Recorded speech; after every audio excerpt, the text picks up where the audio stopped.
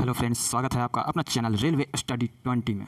तो आइए दोस्त, आज हम हिस्ट्री के कुछ महत्वपूर्ण सवाल लेकर आपके बीच उपस्थित हुए हैं। बहुत ही इम्पोर्टेंट और बहुत ही अच्छा।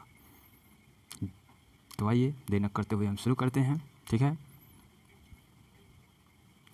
पहला क्वेश्चन, वेदों की संख्या कितनी है? Option A 2, option B 4, option C 6, option D 5। तो आप बताएं दोस्तों। तो वेदों की संख्या 4 है दोस्तों। ठीक है, कौन कौन है दोस्तों? पहला ऋग्वेद, ठीक है।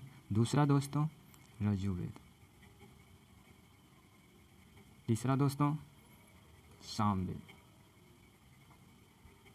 और फिर लास्ट अथर्ववेद। ठीक है। इसकी संकलना कौन किए थे दोस्तों, मतलब कि इसे लिखे कौन थे? ठीक है, तो वेद व्यास। ठीक है दोस्तों, वेद, यहाँ लिख देते हैं वेद व्यास। ठीक है, इनका पूरा नाम क्या था? तो कृष्ण द्वैपायन वेद व्यास। ठीक है, महर्षि लगा दीजिएगा। क्वेश्चन नंबर दूसरा, सबसे प्राचीनतम वेद कौन सा है दोस्तों? तो सबसे प्राचीनतम वेद कौन सा है? तो ऋग्वेद। ठीक है, आइए इसकी खासियत को जान जाते हैं। इसके में 10 मंडल हैं।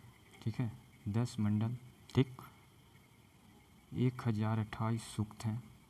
ठीक है, फिर 10,462 ऋचाएँ हैं, जिसे मंत्र बोला जाता है। ठीक है दोस्तों, ऋचाएँ हैं। ठीक है, ऋग्वेद पढ़ने वाले को क्या कहा जाता था? होत्री कहा जाता था। ठीक, ये क्वेश्चन आ चुका है। सती प्रथा का पहला लिखित साक्ष्य किस अभिलेख से मिला था? ऑप्शन ए एरन, इसको एरन कर लीजिएगा। ठीक है, एरन अभिलेख, हाथी गुम्फा अभिलेख, नासिक अभिलेख, मंदसौर। तो राइट आंसर क्या हो जाएगा दोस्तों? राइट आंसर इसमें क्या हो जाएगा दोस्तों? एरन अभिलेख। ठीक है, एरन अभिलेख। ठीक है, इसके शासक भानुगुप्त थे। ठीक है, यहाँ का, तब ये सती प्रथा का उल्लेख किया गया था। ठीक है, चौथा, कौन सा एक ऐसा वेद है जो गद पद दोनों में है दोस्तों? बताइए। ए सामवेद, बी ऋग्वेद, सी यजुर्वेद, डी इनमें से कोई नहीं। ठीक है, बताइए। तो ये यजुर्वेद है। ठीक है, ये गद और पद दोनों है। ठीक है, ये बेसिकली यज्ञ में मंत्र उच्चारण के लिए या फिर पूजा पाठ के लिए सारी व्याख्याएं इसी वेद के अंतर्गत होती है। ठीक है, क्वेश्चन नंबर 5, ऋग्वेद में गायत्री मंत्र किस मंडल से समर्पित है? बताइए। समर्पित होगा तो ये सूर्य देवता को होगा। ठीक है, सूर्य देवता को। और कई में मंडल में है? तो तीसरे मंडल में है। ठीक है, क्वेश्चन नंबर 6, आर्यों की मुख्य भाषा क्या थी दोस्तों? तो आर्यों की मुख्य भाषा संस्कृत, हिंदी, इंग्लिश, पाली, संस्कृत आर्यों की मुख्य भाषा थी। ठीक है, जिसे वैदिक सभ्यता में पता चलता है दोस्तों।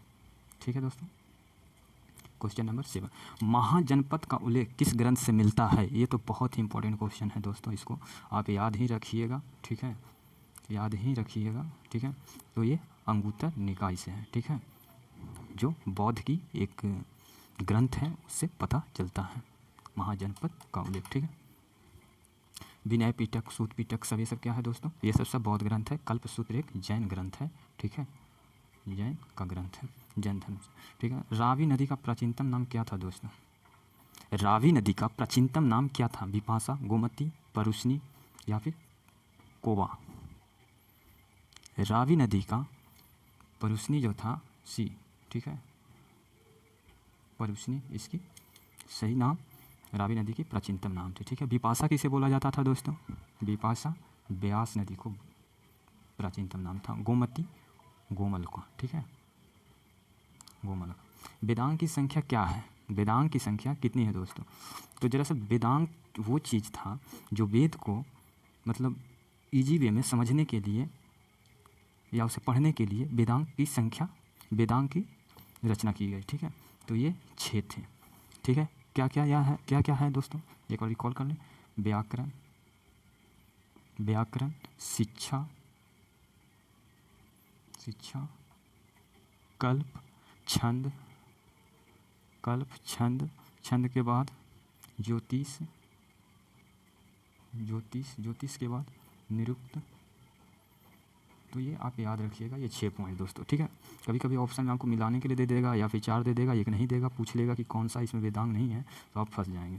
ठीक है, ऋग्वेद के अनुसार सबसे पवित्र नदी किस नदी को माना जाता है? तो ऋग्वेद के अनुसार सबसे पवित्र नदी सरस्वती को माना जाता है। गौतम बुद्ध का निर्माण किस महाजनपद के अंतर्गत हुआ था? तो महापरिनिर्माण जो उनकी मौत होती है, मतलब मृत्यु होती है, ठीक है, मृत्यु होती है, उसे बोला जाता है महापरिनिर्माण, ठीक है। तो ये मल्ल में हुआ था, मल्ल की कुशीनगर इसकी राजधानी थी, ठीक है दोस्तों। नेक्स्ट क्वेश्चन आइए। ईसाई धर्म का प्रमुख ग्रंथ कौन सा है दोस्तों? ईसाई धर्म का प्रमुख ग्रंथ कौन सा है? ए कुरान, बी रामायण, सी बाइबल, डी क्रॉस। आप जानते हैं तो बताइए। तो इसका बाइबल जो है ग्रंथ है, ठीक है। रामायण हिंदू का ग्रंथ है, कुरान मुस्लिम का है, क्रॉस ईसाई का है, ठीक है। 13 ईसा मसीह के पिता का नाम क्या था दोस्तों? ईसा मसीह का पिता का नाम जोसेफ था तथा माता का नाम क्या था दोस्तों? मेरी था, याद रखें, ठीक है। और एक दोस्तों ईसा मसीह को सबसे इम्पोर्टेंट क्वेश्चन है कि इसे किसने सूली पर चढ़ाया था, ठीक है। तो पोटियंस, ये एक रोमन गवर्नर थे, यही ईसा मसीह को सूली पर चढ़ाया था, ठीक है। और इनकी जो 14 किस मगध नरेश ने अंग को अपने राज्य के अधीन में लाया था? बताइए आप, किस मगध नरेश ने अपने राज्य को अपने अधीन में लाया था? तो ये आंसर हो जाएगा बिंबिसार, हर्यक वंश का ये संस्थापक थे। इसने अंग को अपने अधीन जीत लिया था। किससे जीता था? तो बृहदत्त से, ठीक है। क्वेश्चन नंबर 15 शिशुनाग वंश का अंतिम राजा कौन था?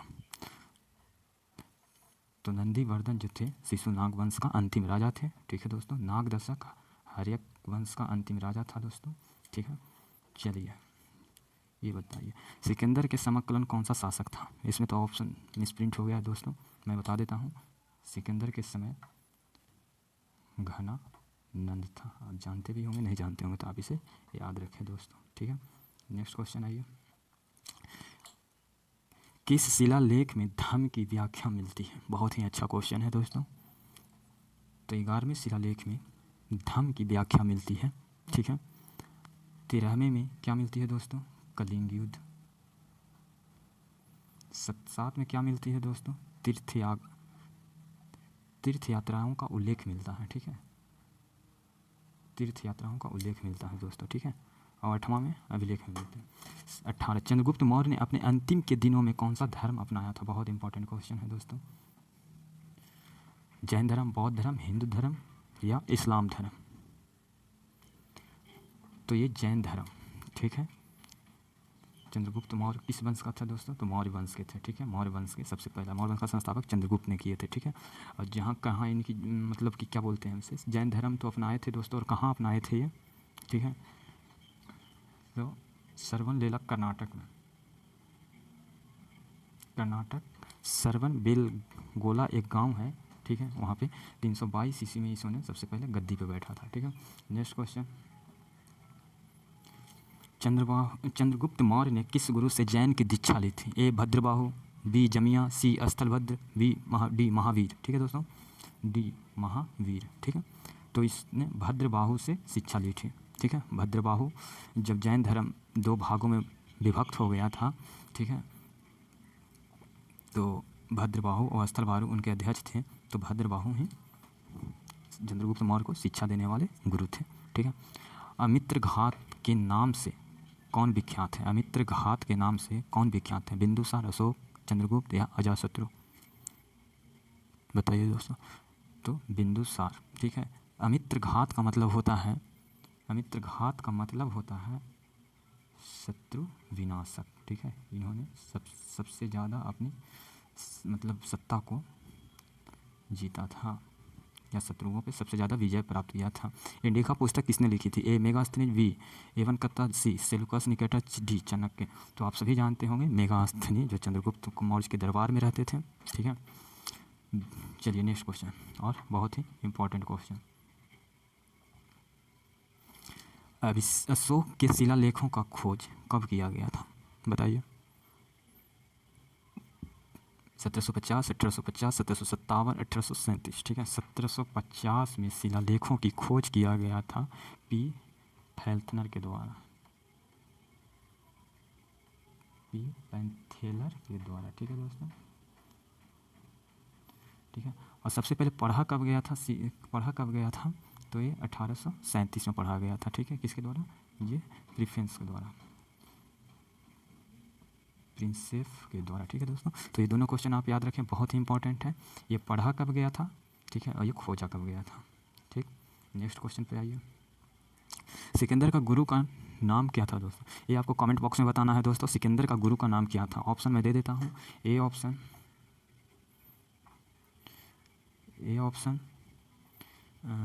प्लूटो, बी ऑप्शन अरस्तु, D option C option Kautilya, और डी ऑप्शन हिस्टोरिका। तो आपको सही आंसर कमेंट बॉक्स में करके बताना है, हम वहीं आपको सही आंसर बताएंगे दोस्तों। नेक्स्ट आइए। भारत में तांबे का सिक्का सबसे ज़्यादा किसने जारी किया था? तो ये सतवाहन, कुषाण, पल्लव, शक। तो B is right answer, Kushan वंश, ठीक है। नेक्स्ट है, शक संवत कब से चलाया गया? 78 वर्ष, 58 वर्ष, 102 वर्ष या 57 वर्ष, ठीक है। तो 78 वर्ष में शक संवत चलाया गया था दोस्तों। ये कुषाण वंश के कनिष्क ने चलाया था, जब कनिष्क गद्दी पे बैठा था, तो ठीक है। और ये अपने भारत सरकार के कैलेंडर में भी यूज होता है दोस्तों। ये 58 वर्ष विक्रम संवत इसको बोला जाता है, ठीक है, विक्रम संवत बोला जाता है, ठीक है। जब विक्रम द्वितीय ने अपना युद्ध जीता था, ठीक है, उसके ही उपलक्ष्य में ये संवत स्टार्ट किया था दोस्तों, ठीक है। उम्मीद करते हैं कि वीडियो अच्छा लगा हो तो पूरा पढ़ें, अच्छे से तैयारी करें। हम आपके साथ हैं, आपकी तैयारी को एक अलग ही लेवल पे लेकर जाएंगे दोस्तों। पूरा वीडियो देखें, अच्छा लगे लाइक करिए, सब्सक्राइब करें दोस्तों, ठीक है। धन्यवाद दोस्तों।